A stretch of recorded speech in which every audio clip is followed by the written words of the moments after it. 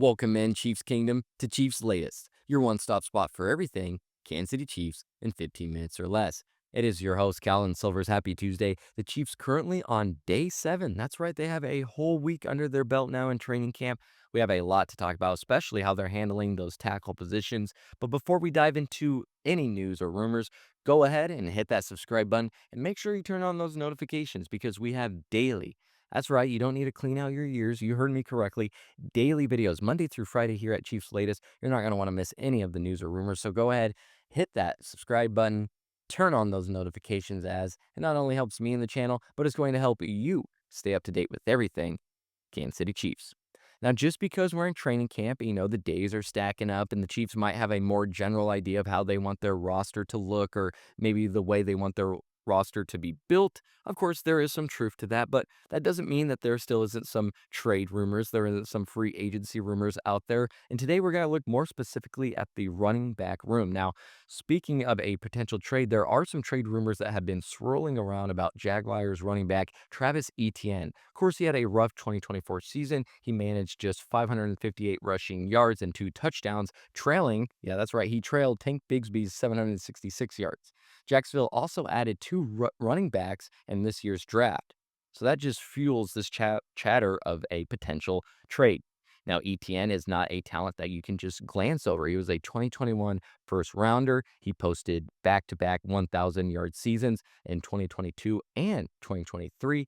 But of course, a weak O-line in Jacksonville and limited carries hurt him last year. Now he's in his contract's final year, and of course, he has become a trade candidate just strictly more of, last season and the fact that he was hurt his rookie year. But for the Chiefs, Etienne could instantly supercharge this backfield, especially along Isaiah Pacheco. Of course, Etienne has that speed, he has that open field elusiveness, and he's a dual threat running back. He also catches the ball out of the backfield, 39 catches, 254 yards.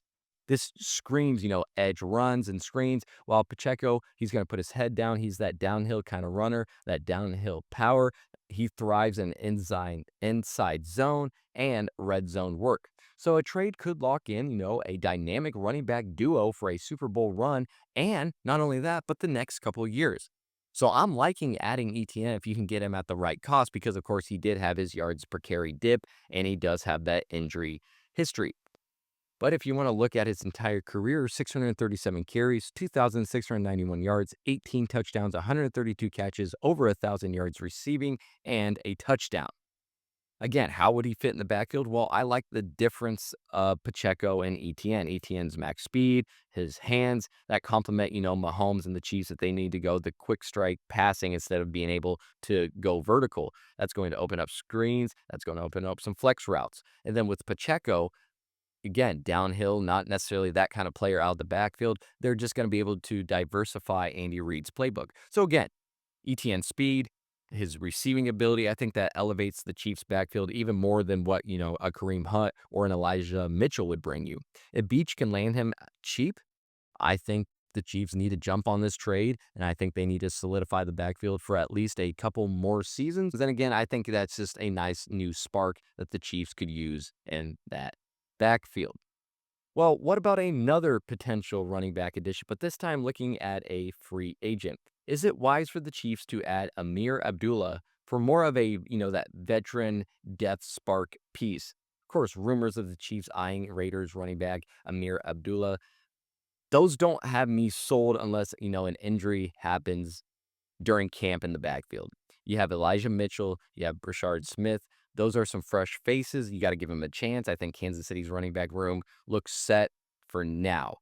Now, Abdullah, a 10-year veteran, that would be good for some of the newcomers that you brought in, especially Smith. He spent 3 seasons with Las Vegas. He shined more as a pass catcher and special team spark more than, just his running ability as a running back. His 2024 season, 572 all-purpose yards, 5 touchdowns. That was his best since 2017. Well, over 3 years with the Raiders, he racked up 420 rushing yards, 603 receiving yards, 6 total touchdowns, and 839 kick return yards. Again, his leadership, versatility, I think that could add some depth. But again, Nika Remigio has a grip right now on the returner role. I think that makes Abdullah's special teams value almost redundant. I don't think you really need him for that role as much as you think, especially with, again, Smith being used as a potential returner as well. So I think there's juice left, of course, in his tank. But again, Mitchell's burst, Smith's potential. I think the Chiefs don't need to chase, again, a 32-year-old as well. He's on the wrong side of 30 for a running back. So don't chase a 32-year-old unless, again, camp injuries force the Chiefs' hand. This last year wasn't impressive. I get it. He was more of a pass catcher last year. 40 receptions, 261 yards, 3 receiving touchdowns. But his 4.7 yards per carry, his pass catching could complement. I mean, if we need to find a positive here, that could complement Mahomes' quick strike offense again if the Chiefs can't pass it down the field. But Remigio's special teams dominance, the newcomers in the running back room, I think you don't necessarily need to look at adding him, especially right now, unless an injury happens during camp. Knock on wood that it doesn't. But his experience, receiving skills, intriguing, especially for a team. I don't think that he needs to retire quite yet. I think there is a team that can use his presence and what he can bring, but I'd probably pass on this one if you're the Chiefs, again, unless injuries shake up the backfield. Speaking of injuries, there has been one person that we've been itching to see get out on the field, but has not been able to. But there are some optimistic outlooks here surrounding Christian Fulton. Well, as we know, full swing now, 7 days at Missouri Western for training camp. Nearly every Chief is getting some reps. We love to see that. But cornerback Christian Fulton, he remains sidelined on the PUP list due to a knee injury or a knee cleanup surgery that he had back in the spring. Well, Andy Reid's, he's been calm about this. He's been calm delivering the news. I think that suggests no major concerns. And I think two factors fuel optimism for not only Fulton's return, but his return before week one. Well, first off, the Chiefs signed him to a 2-year, $20 million deal with $15 million guaranteed on March 11th. So knowing the injury history, I don't think they would have committed to a multi-year contract if they expected him to miss significant time. The second thing, Fulton played a career-high 15 games for the Chargers in 2024, 43 tackles, 7 pass breakups. So despite a rough finish, I think the Chiefs saw enough to invest, saw that he played the most that he has, and I think that signified some confidence in his recovery. And then with Trent McDuffie and Jalen Watson holding down the secondary, Fulton's absence hasn't, slowed down camp, but his return could bolster a unit that struggled late last season, but also get him fully in, get him up to speed with the Chiefs, this and that. So until Reed or the Chiefs raise some red flags, start, putting up the we surrender, I'm optimistic. And I think you guys should be optimistic too that Fulton will suit up early in 2025, if not before week one. So we need him too. He's allowed only 40%. That's right. Listen, he's allowed only 40% completion rate since 2018, which should pair with McDuffie to lock down some of the AFC's best receivers, not even AFC West, just AFC in general. So again, his Fulton, his pup status, yeah, sure, that's a hiccup right now, but the Chiefs' $15 million commitment guaranteed, Reed's lack of concern, I think that point to a timely return, no need to worry. And I think he's poised to not only strengthen the secondary for a 2025 playoff push, but strengthen his name, and him and McDuffie are going to be true lockdown corners. Well, what about some training camp headlines? Of course, we went over Christian Fulton, but what about the people on the field? What's going on there? Well, let's talk about Monday because, as we know, they are currently doing training camp session right now. But Monday's practice at Missouri Western, it kept the intensity high. We've seen that throughout training camp so far. Hopefully, that continues even with this heat. But there were some new injuries or some injuries that lingered. Jake Brenningstool, your tight end, he has his hamstring issue. And then your cornerback, Darius Rush, also a hamstring, sat out. So they joined Fulton there on the sideline. Well, the O-line battle, Jawan Taylor, Jalen Moore, again, rotate at right tackle.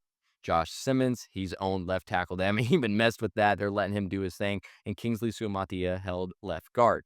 So that signals that the Chiefs might have some stability. They might feel more comfortable on the left side than they do on the right side, which is absolutely crazy, especially after what we saw last season. Well, Tyquan Thornton, he continues to shine in one-on-ones, while rookie cornerback Noel Williams, he nearly snagged a diving interception in 11-on-11s. And not only that, he had some pass breakups throughout the day. So good to see Noel Williams finally getting, accumulated to the defense, it seems like, and starting to be able to make plays on Patrick Mahomes. So good sign there. Dave Tobe's punt return order was Nico Remigio, Sky Moore, and Brashard Smith. So Sky Moore still trying to hang on there for a spot. But I think that just shows that Remigio probably has that locked right now. But Moore and Smith, they could push for a case. Rasheed Rice, he remains Mahomes' go-to. But again, Jalen Royals and Thornton, they're mixing in with the first team, and they're starting to get a lot more looks and a lot more catches. So could see some shake up there. And then Trent McDuffie locked down Worthy and Brown, allowing no receptions when guarding them. So that's proved why he's the secondary's cornerstone there. No one is getting past him. So I'm really excited, though, about Thornton Williams stepping up. I think that's huge. Thornton's speed in his hands, I think that could grab him a roster spot, while Williams' ball skills challenge those like Najee Johnston. So I think this just boosts Spags' defensive options. So again, Monday's camp showcase Thornton's rise, Williams' playmaking, and what they believe is a steady left side right now for the offensive line. Well, that was Tuesday's episode here at Cheifs Latest. Let me know in the comments what you thought about any of the two additions that we could add in the running back position. And what do you think so far about this year's training camp? 7 days in. Give me your thoughts and opinions about what's going on there in St. Joseph. As I mentioned, I am your host, Calvin Silvers. Make sure, if you haven't already, please, please, please hit that subscribe button, turn on those notifications, and until next time, have a good one.